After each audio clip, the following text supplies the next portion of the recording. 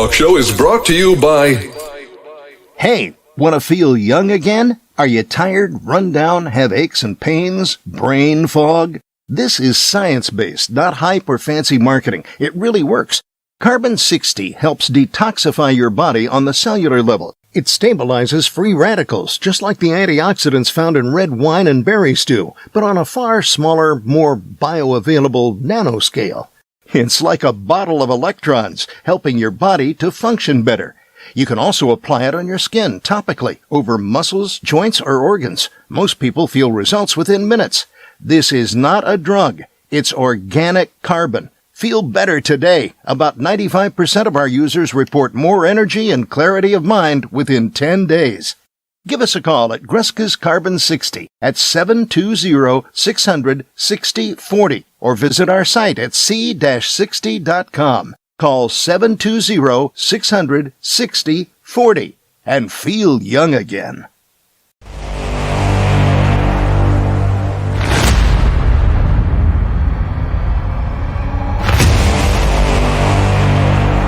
Hello, everyone, and welcome to the Frank Williams Show. I'm your host, Frank Williams, and I have to say it is a pleasure to be here with you today. Thank you so much for stopping by and watching. As we all know, life can be tough at times, so tough that it seems like we get knocked down almost every single day. And unfortunately, over time, we tend to lose sight of our vision, of our dreams, and our hopes. Eventually, we accept to become, Dave, I'm sorry. Not a good phone call. No, you're doing fine. And even when you make mistakes, it's okay for people to see that.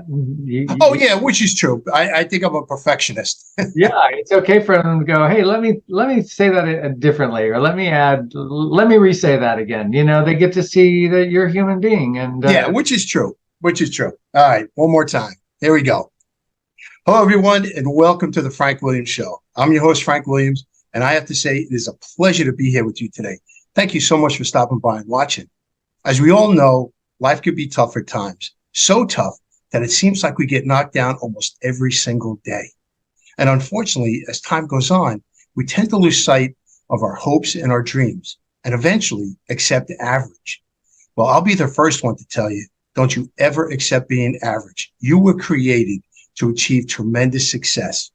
And my guest on today's show is a life coach, and he's going to share with us his expertise and knowledge, how we can get through those tough times and focus on achieving our dreams and our hopes.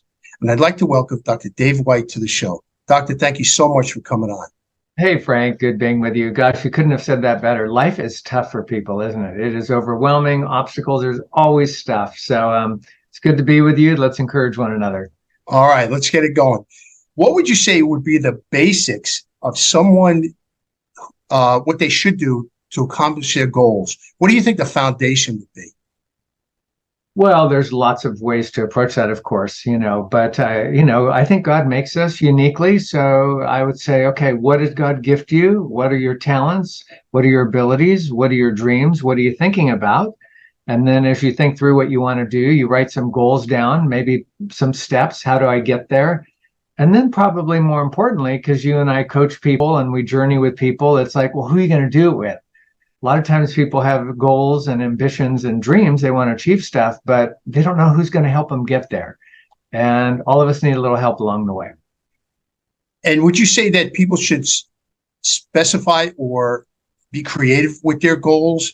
Write down exactly what they're looking for, as opposed to someone saying, oh, I want to lose weight, but not actually given a range or a set number? Well, there's nothing wrong with general goals, but you and I both know we've worked with lots of people. It's the ones who are a little more targeted and a little more focused that actually achieve it. And it's usually not just the goal. Let's say someone says, I just want to lose some weight, right? Okay, great goal. But being more specific, I want to lose 20 pounds over the next 8 weeks if I can, because I got a wedding, or I've got a big party, or I have a goal. I want to achieve that. But then it's not just what are the lag measures, as we say in business. What is the goal? The goal is losing maybe 20 pounds in 8 weeks. What are the lead measures? Like, well, what would you have to do that? What would your calorie count? How many sit-ups? How many pull-ups? What's your strategy to get there? That's the key. And you can have a goal out there, but that's a cool goal. But how are you going to get from LA to New York. Right. We got to map it, right? Exactly. And how many goals would you say somebody should work on at one time? Well, it depends on the person. It seems like God makes some people that are like more one talent people, some are two talent people, some are more five talent people. You're like a five talent guy, Frank. Everyone who knows you knows you're good at so many things. So if you just had one goal, maybe you wouldn't be maybe you'd get a little bit bored, and maybe you'd need, to work on a couple different things at a time. But a lot of people are a one talent person and they do better focused on one thing at one time. They may have 10 goals, but it's like, what am I called to do this month or this season or this week or at this age? There's a lot of guys I know like you and I who have kids. And if you got little kids, okay, you can't achieve all your goals while you have little kids. Spend some time with them. But when the kids are launched, like you and I have older kids, you can do other things that you couldn't do in those early years. So I would just say, depending on who the person is, work it out. Sounds good. What about the mindset? How important is the mindset to achieving something? Well, you know firsthand. I mean, well, mindset's kind of key to everything. I mean, Eeyore in Winnie the Pooh's not going to accomplish too much. He's always complaining and whining, But being like Tigger, bouncy, bouncy, and manic doesn't always get it done either. So the mindset is super important. And to me, the mindset is best developed by developing habits that you do consistently over time. And those habits start to become part of your character. And your character really does influence your mindset, along with key relationships. We all need just a lot of love and belonging, and that helps our mind as well. And what tips would you give someone that is struggling with the mindset? How is it that they can overcome the negativity? Now, they're not going to eliminate all negativity. That's just not possible. I mean, that's life. You're going to have negativity in your life. But what can we do to eliminate a good part of that and start putting in positive thoughts? Well, I mean, I don't like to cut against the grain because I read a lot of stuff and listen to a lot of podcasts and network with a lot of amazing people like yourself. And most people are asking, what can I do alone, solo, to get my mindset right? Well, if you have a decent mindset, you can kind of reset, reframe, and pivot your mind to be more positive. But if you're not used to that, I would say get some good people in your life. Because when you're loved and you're supported and you're encouraged, it helps keep your mindset. So in other words, if you're a person who's a little bit negative or having a hard time getting there, don't just think you can get out of a hole yourself. Get Frank in your corner, or get a buddy or a friend or a grandpa or a pastor or a neighbor. Or Dave. Or Dave, and say, hey, one of you, could you help me? I'm trying to lose some 20 pounds in the next 8 weeks, but I get negative and I get down and I procrastinate and I have a hard time executing. But when you come pick me up and take me to the gym, or when you call me or you text me and say, hey, how are those workouts going? How's that diet going? That's the positivity I need. And so they borrow, in a sense, Frank, your positivity or mine or friends until it actually becomes their own. And then if, after they do that enough, they just say it to themselves, like, I just need to do this. And then they do it. Right. One of the exercises I use with my clients is I tell them to think about their mind as a computer. If they put in the software that's programmed for doubt, defeat, and uncertainty, what do you think is going to come up? Right. Doubt, defeat, and uncertainty.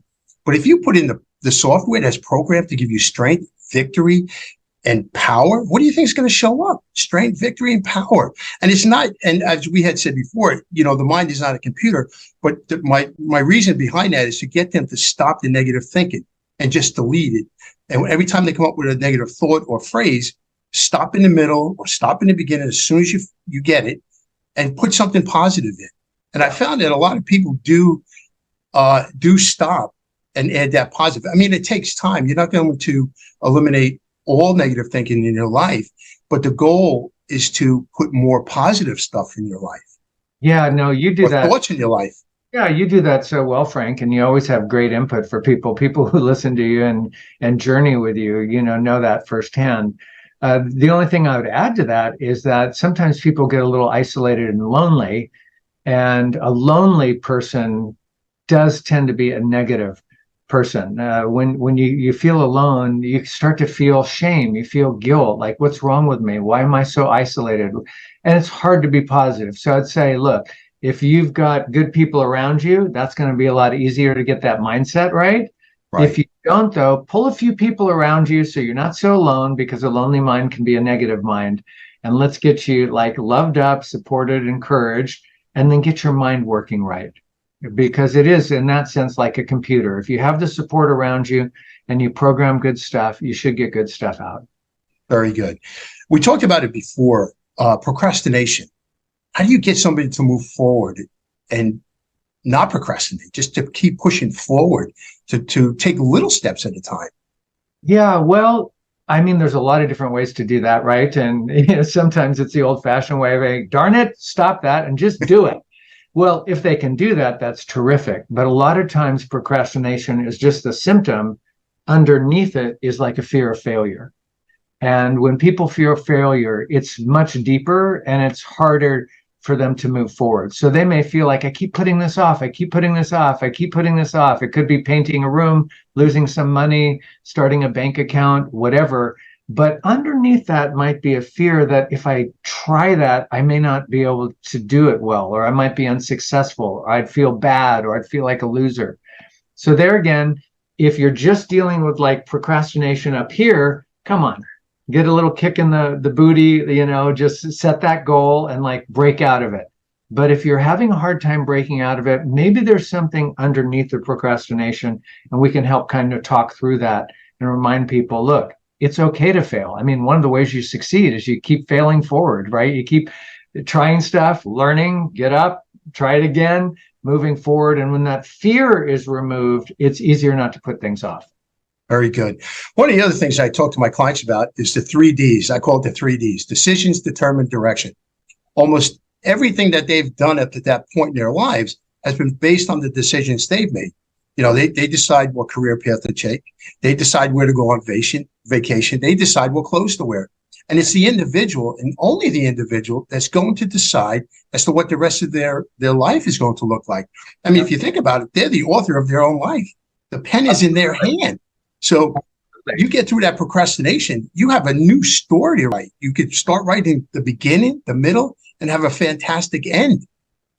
Yeah, no, that's exciting for a lot of people, but for some people, it's paralyzing and terrifying.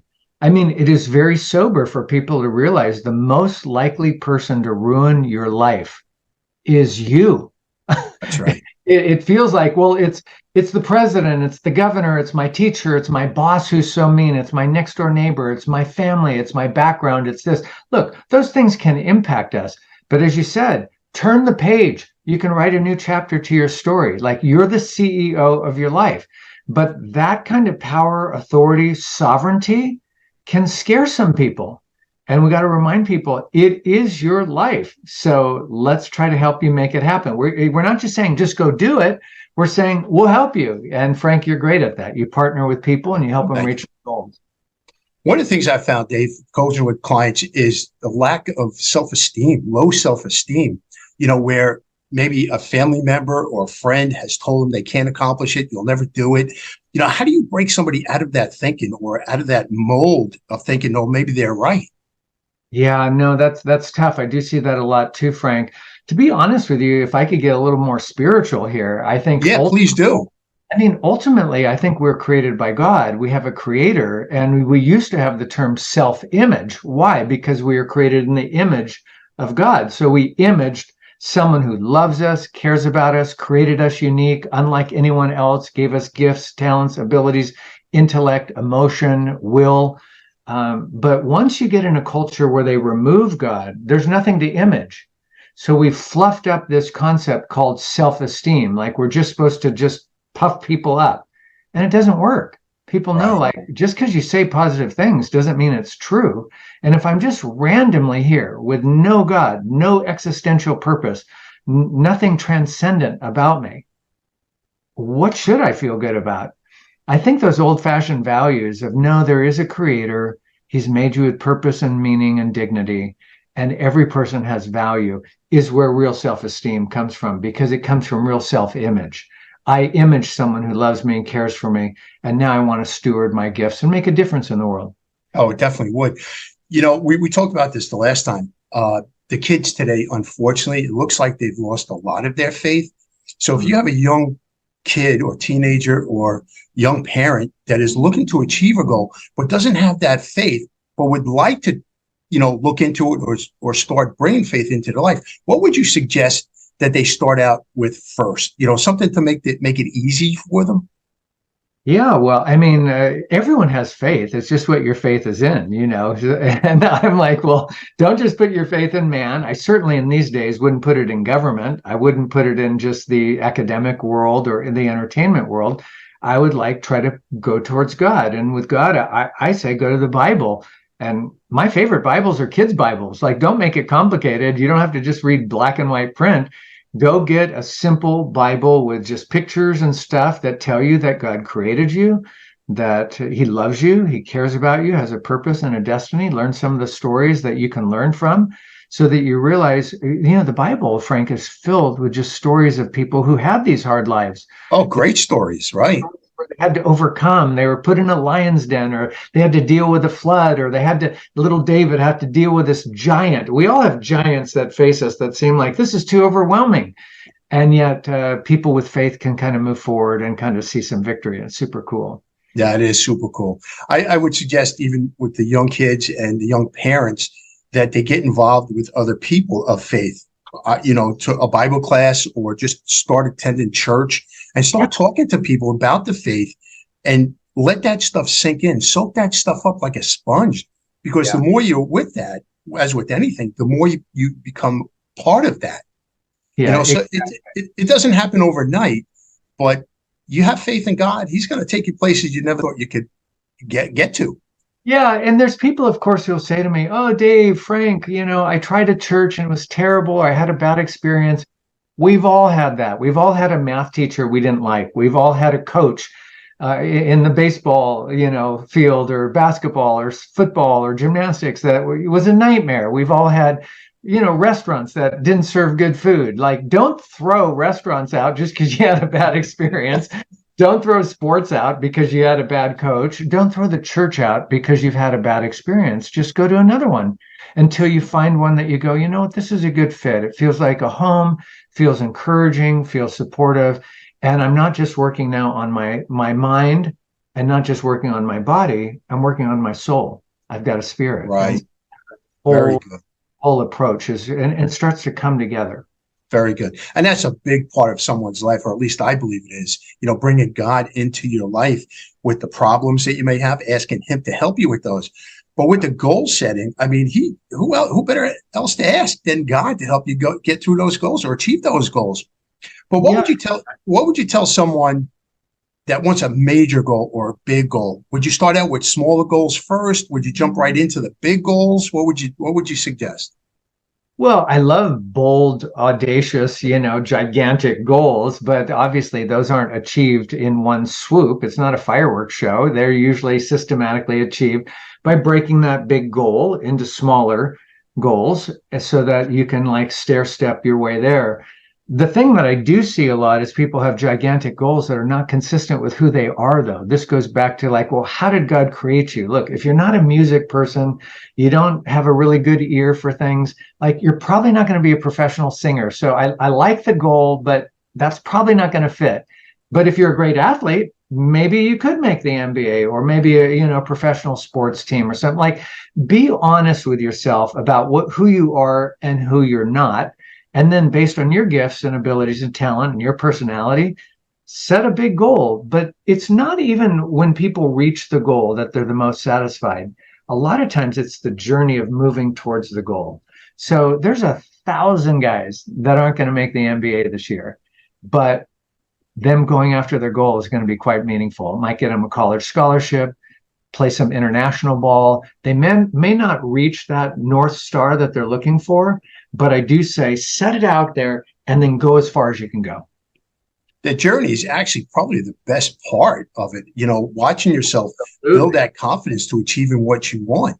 If somebody, at what point would you advise somebody to maybe tweak the goal or try a different direction or maybe, try a different goal? Well, again, if the goal is not consistent with their ability and their temperament, if they're not being honest with themselves, it's like, dude, again, I would love to be a professional singer, but I sound okay, Frank, in the shower, but that's about it. So I need people to go, Dave, that ain't going to happen. So I would definitely tweak the goal if it's not aligned with how you're gifted and talented and, kind of the things that energize you. And also, if it's too fashionable of a goal, it's one thing, it's like a tattoo, it's the cool thing to do this year, but you want to set goals that like something you might want to do 5 years from now, 10 years from now, 15 years, 20 years from now. It may change temperament, but if you're a people person, you're going to have to find something that involves people. If you're a little more introverted, you might want to find goals that are a little more introverted. If you're more cerebral, you might want to be an engineer and find something because that'll be a good goal for a lifetime. One of the things as a life coach, and I've read so many things over the years and I've read different things about it. Would you suggest that people tell other people about their goals or just keep it to themselves? Well, if you want to achieve them, I would say get some people involved because, I think it's nice to have some accountability. There's nothing wrong with like a secret goal. Like I have this goal, I haven't told anyone, but I'm just shooting towards it. That's cool. If you have the self-discipline, if you're highly structured and you're motivated, that's cool. And, maybe you'll surprise people like, dude, you look great. Maybe you lost some weight. I didn't even know you were doing that. It's like, yeah, it was a secret kind of private goal I had. I wanted to lose 20 pounds and I've just been working on it. But for a lot of people, they can't get there on their own. And for that, I'd say, share it with someone. Say, hey, my goal is to do this. And, you can pray for me. You can encourage me. When you see me, ask me about it. And it helps them kind of reach those goals. I'm sure our audience is wondering, how did you get involved as becoming a life coach?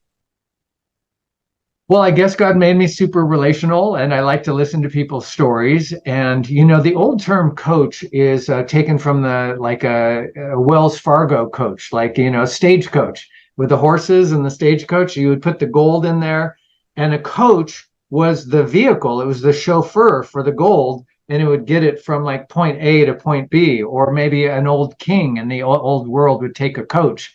It was a way to transport a valuable thing from one point to another.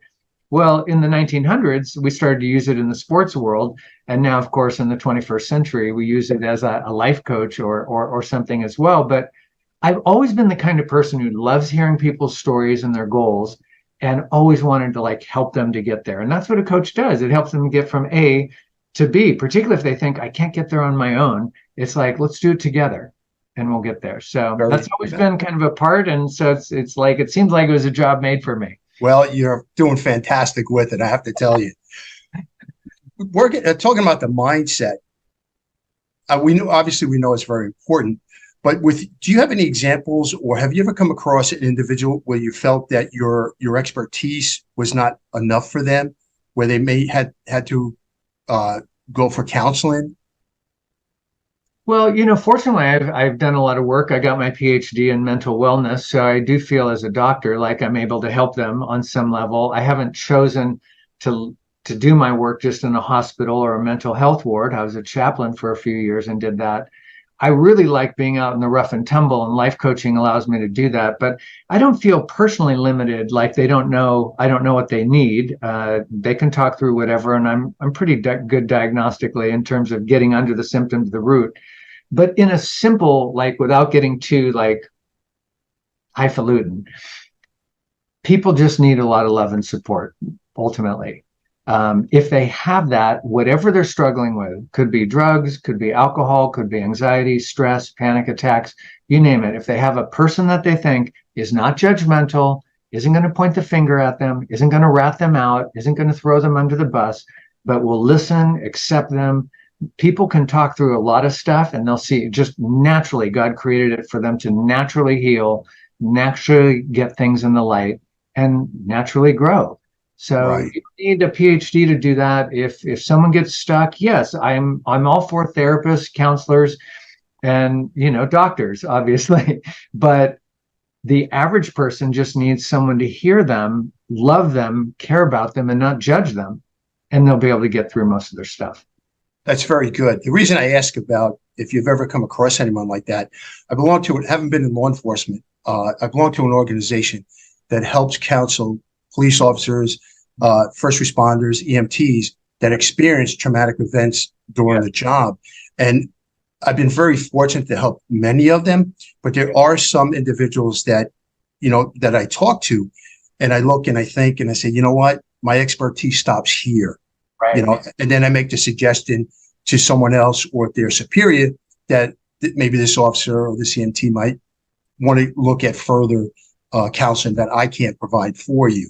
And I've seen that in my coaching practice as well. People that just seem very depressed, and you try to get them out of that and you try to build their confidence, but it's just too deep.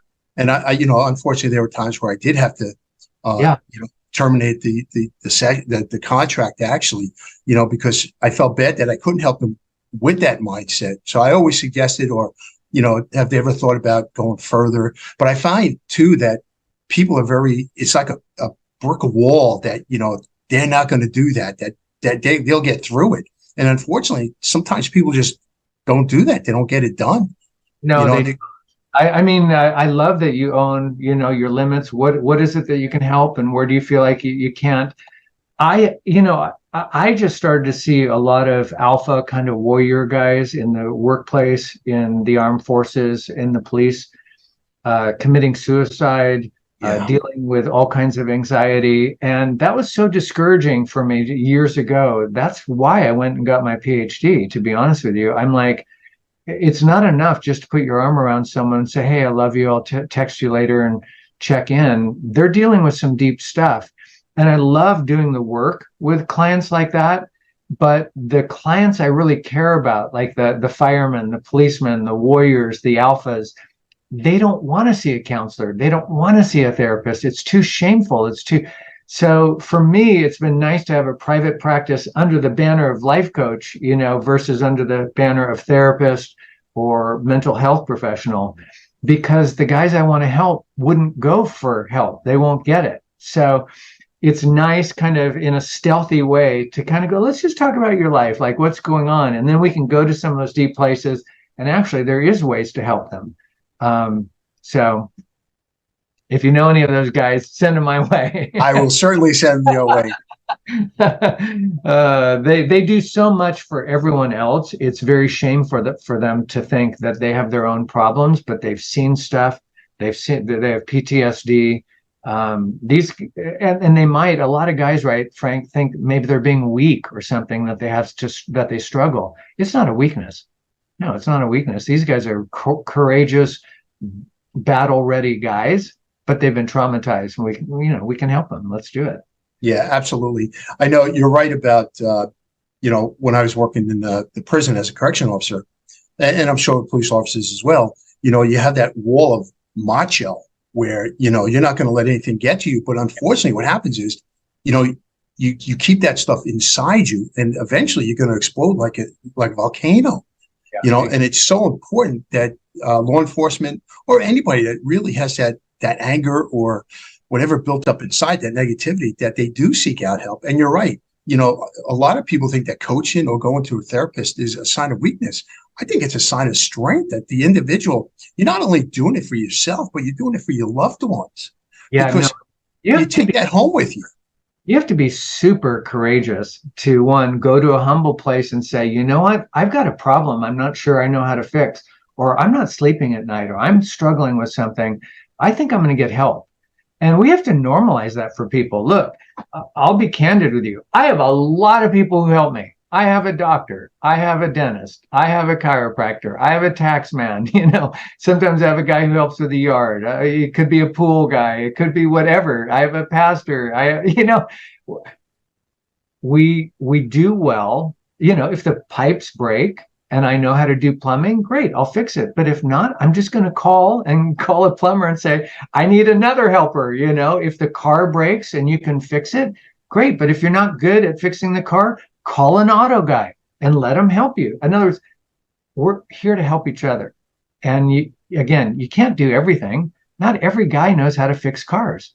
It's okay. Stay in your lane and get a car guy to help you.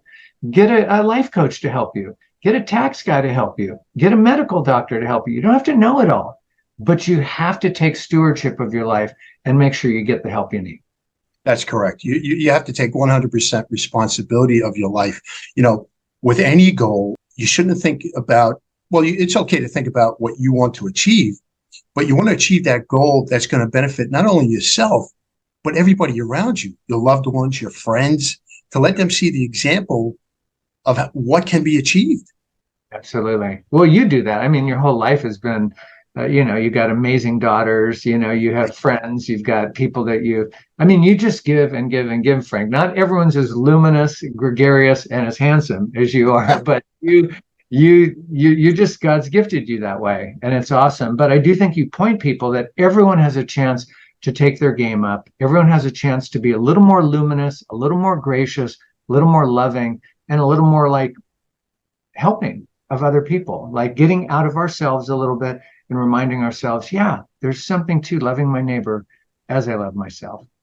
What would you say to someone, or what tips could you give someone who has that low self-esteem, wants to achieve things, but just doesn't have the belief? Are there tips that you could share to help somebody, start that foundation of believing or increasing that confidence in themselves? Well, again, if someone is like, I don't have confidence or belief in myself, but I want it, get a coach in your life. Right.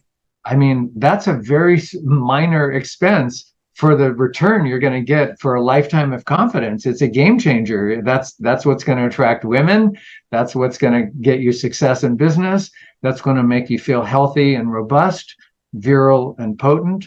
But look, I know when we're dealing with adults, sometimes it's hard to picture, but I'm like, just go back to like square one. Let's talk about little children, little babies. Would you ever say to a little 1-year-old or 2-year-old or 3-year-old, like, come on, go get some confidence. Come on, go believe in yourself. Come on, you're 4. Come on, go do it. They need, my kids, at least when they were little, was like, dad, watch, dad, watch. And then we'd say like, dude, that's amazing. Like, that's awesome. Look at you. You're riding a bike, without training wheels.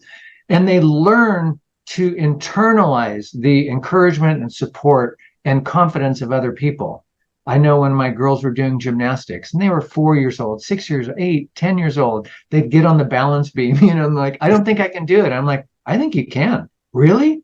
Oh yeah, I think you can. And sure enough, they'd pop up.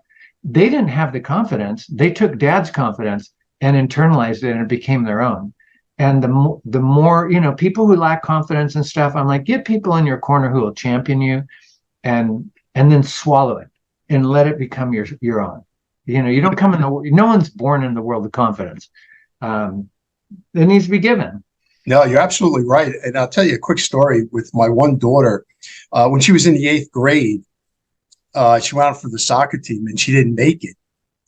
And she came home and unfortunately she was crying, and since my girls were little, I always tried to build their confidence as much as I could, plant that seed that, yes, you are going to fail, but you know what, just keep on trying. So my daughter comes home and, she's crying, and I sat her down and I let her speak for a few minutes. And then I purposely asked her, I said, so what does this mean? You're going to quit? Dave, she looked at me like I had 10 heads. She said, Dad, you have always told us never to quit, to do the best we can. Then she says to me, and this is what I'm going to do. I'm going to find a team to play in the summer. I'm going to join the clinic, and I will make that high school team next year. Next year comes around, captain of the team 3 years. Wow. 3 years. And unfortunately, got hurt in her senior year, so she didn't play that much. But I was sitting there, and I started thinking, wow, my kids do listen to me. But it was so great to see that she was determined, that I was fortunate enough to be able to build that confidence in her. Not only in her, but in my 2 other daughters as well. So you're right about the parents giving your children the confidence. That's what they need. Yeah, because a lot of exactly. You're amazing that way. I mean, your girls are so fortunate to have you. I mean, think of a kid who doesn't have the support you gave your daughters, Frank. They need to go out and perform for love.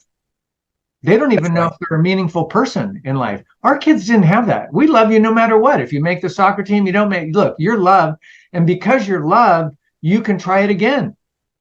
Exactly. because you're supported and we're behind you no matter what, so what? You fall on your face, get up, brush yourself off, we try it again. But when people don't have that support, it's like, oh, if I fall off or I don't make soccer, I'm a bad person. I'm not a worthwhile person. No, that's not what's going on here. They need someone to go, you're a worthwhile person. You just need to try it again and get that soccer kick down. And sure enough, your daughter did it because she had a dad who's like, you got it. Well, I have to return the compliment because speaking with you, you are a fantastic father. You brought up beautiful children, and I just compliment you for it because, it's sometimes you see people that that don't support their children that way. I used to be a little league coach, and I had this gentleman that coached with me, and his son was a catcher. And unfortunately, the father was trying to bring out his talents in his son. But unfortunately, he was doing it the wrong way because he was embarrassing his son, just yelling at him in front of people. So I took the young man to the side and I said, let me tell you something. I said, you are a very good catcher. You're a great kid. Sometimes, parents get upset. They say things they don't mean to say. I said, but don't ever let anybody get you in the way of going after your goals. And this kid played in high school. He was a fantastic ball player. But it's unfortunate to see parents degrade their children. I'm sorry to say that, but degrade their children in front of other people. We're the ones, like you said, they're looking for us for love, for confidence. And that's what we should be giving them, helping them set their goals. Yeah. Well, if the parents didn't get it, sometimes they try to live their lives vicariously through their children. It's like, dude, you were supposed to get that from someone else so you can just give it to your kids. Don't use your kids to try to get your needs met to make yourself feel significant. This is a time to bolster, champion, and uplift our kids. And you did that so well. Yeah, I think it's so important, as you know, and I think all parents do, that it's so important to sit with their children and ask them what they want for their future and helping them set those goals. Teach them at a young age, okay, you want to set goals. This is what we do. This is how we get from point A to point Z. And you just encourage them as they go on. And when they're down, or feeling bad that something wasn't accomplished, you just pick them right back up and you just keep pushing, keep moving forward, because no matter what happens, life is going to be tough. Yeah. But you only fail when you quit. Yeah, right. I think a lot of children need that encouragement and that love, to set the goals for the future. I knew that was very important at a very, when I first became a father, my first daughter, and she told me in the 7th grade, she goes, Dad, I want to be a teacher someday. And now she's a teacher. So go Nicole. I love it. We set the goals and we got there. So you're absolutely right, Dave. It is so important that parents sit with their children and build that foundation of confidence, or just make it greater, and follow them along their journey, as to stay in touch, sit down with them. Where are we? Where are you headed? Right. Let the parent be the coach. The parent should be the coach and should be the cheerleader. Okay. If the child is off course, then you let them know, but you let them know in a positive, loving way, because yelling at somebody is just going to make it worse, especially when it comes from a parent, with the child who's trying to set goals. Yeah. Well, God has designed it so they're supposed to have about 20 years. That's like 2 decades of just parental support, encouragement, going through elementary school, junior high, high school, launching, trying, getting up again.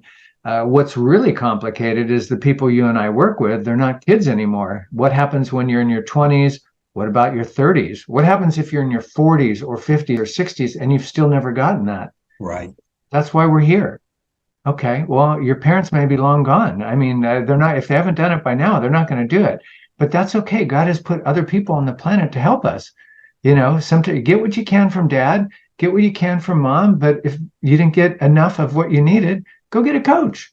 We'll do it. We'll partner with you. We'll put our arm around you and go, okay, where are you trying to go? Okay, let's go that way. Let's do it together. And we get them there. Teamwork. Amen. I mean, I've had my own coach, Frank, for the last 20 years. It's been a game changer. Nice. And I like to tell my clients, look, I'm not amazing. I don't wear a red cape. I'm not Superman. Yes, you are. I'm a normal guy. I have my own needs, but I have a wife of 36 years who's amazing. I don't want to process everything with my wife. I want to love my wife. I've got 5 beautiful kids, and I've got amazing clients to work with, but I have my own unique space, 1 hour a week, where I can go and kind of just clear my head, talk through some things, and get my game ready for the week. And I want that for everyone. Everyone should have someone, boxers win more battles when they have a coach in their corner, even the Top Gun, That's absolutely right. Wingman, right? I don't even go to the gym and try to lift any weights if I don't have a spotter. I mean, if you're just doing a few little dumbbells, great. But if you're trying to like bench press some weight, you want to grab someone and go, dude, can you stand here with me? Because the odds of pushing more, achieving more, accomplishing more is greater with a spotter. And a coach is a spotter. Very true. Great information. Dave, before we wrap it up, if people want to work with you, how can they reach out to you? Because I think you're a fantastic coach, and I know you're on LinkedIn, and I would tell anyone watching this video to strongly connect with you on LinkedIn, because your content is amazing. It's inspirational, it's motivational, and it's educational. So aside from LinkedIn, how else can somebody get in touch with you? Because I think you'd be a big asset to anyone.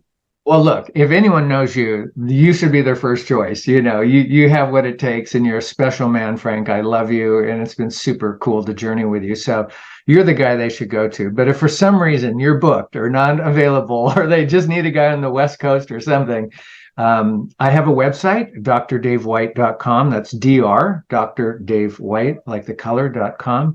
And then LinkedIn or Instagram or Facebook, I'm on there as well. And like you, Frank, we get on there to try to put positive thoughts out there, encourage people, support people, champion people. And if they want to get a hold of us and maybe actually journey with us, let's do it. But you're the man. It's always so good to be with you, Frank. You're so inspiring, so luminous. People know that already, but I don't mind saying you just show up and you're bright and you shine and you give people just a lot of great stuff. It's awesome. Well, I appreciate that, and I return the compliment, because since we've met each other, you're just an absolutely incredible man, and I know that when people reach out to you, they're just going to achieve those goals. Doc, I want to thank you so much for coming on, and hopefully we'll have you back. Well, it's always great to be with you, Frank, and blessings to all the people that get to journey with you, listen to you, and watch you. Amen. Yeah. Thank you very much. And I want to thank all of you for watching. And as always, I leave you with this: believe in your dreams, but more importantly, believe in yourself, because that's where dreams begin. I'll see you next time. There's a lot of talk all over the internet these days about the remarkable benefits of Carbon-60, and baby boomers are especially excited about it. Whatever generation you're in, if you want more energy, better health, and a boost in vitality, we invite you to try Greska's Carbon-60, a stunning development in free radical destruction. Being much smaller in size than conventional antioxidants derived from fruits and vegetables, it is far more bioavailable to quickly mend the toxin-crippled cells in your body. Greska's Carbon-60 is the only C60 product that is made without the use of undesirable solvents. The only one. Greska's Carbon-60 was developed by a brilliant NASA carbon scientist, and 95% report positive results from this Nobel Prize-winning technology in just 4 days. Visit c-60.com. That's c-60.com, or call 720-600-6040.